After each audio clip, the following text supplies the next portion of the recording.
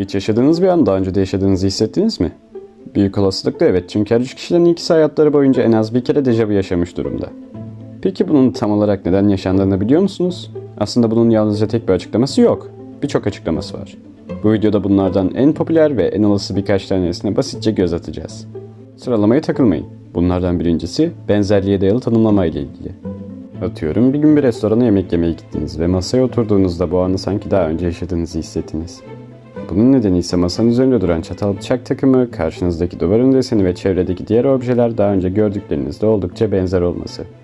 Ancak bu objeleri nerede gördüğünüzü hatırlamamanız size dejavu yaşatıyor. Bir diğer açıklama ise bölünmüş dikkat teorisi. Bu da dejavu deneyimi yaşadığımızda büyük ölçüde bilinçaltı algımızın sorumlu olduğunu öne sürüyor. Yani dikkatimizin belli bir obje tarafından dağıldığı durumda beynimizin bilinçaltında bir yerlerde gezmesiyle oluşuyor. Örneğin bu videoyu izlediğiniz sırada dikkatiniz dağıldı ve yanınızdaki su şişesine odaklandınız. Şu anda videoyu izliyorsunuz ve dediklerimi de duyuyorsunuz. Ama yanınızdaki su şişesine odaklandığınız için dikkatiniz dağılmış durumda. Ancak tüm dikkatinizle videoya geri döndüğünüz anda yalnızca dikkat etmediğiniz için bu anı daha önce yaşadığınızı hissediyorsunuz. Dejavu ile ilgili yapılan bu açıklamalar pek de imkansız değil. Hatta yüksek oranda olası açıklamalar. Ama dejavuyu iyice anlayabilmemiz için göz atmamız gereken başka bir konu daha var. Beyin lobları arası gecikmeden dolayı yaşanması.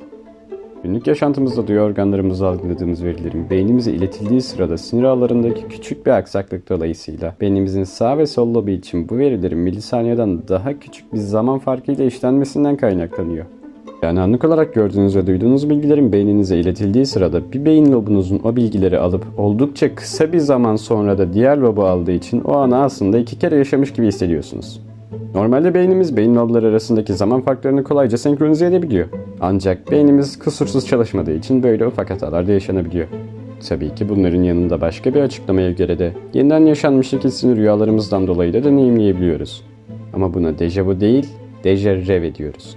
Ayrıca kimi zaman bu gibi olaylar dışında benzer durumlarda yaşayabilirsiniz. Örnek verilecek olursa jamais vu. Aslında dejavunun tam tersi. Daha önce yaşadığınız bir durumu sanki daha önce hiç yaşamamışsınız gibi hissetmenizdir. Ya da déjà entendu. Hani bir arkadaşınız size bir şeyden bahseder ve siz de daha önce duymadığınız halde sanki önceden bir yerlerde duymuşsunuz gibi olur ya. İşte tam da bu.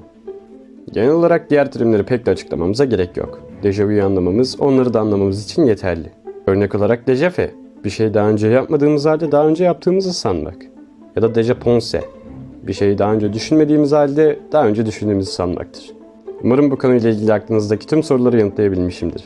Videoyu beğendiyseniz beğen butonuna tıklayarak videonun etkileşimine katkıda bulunabilirsiniz.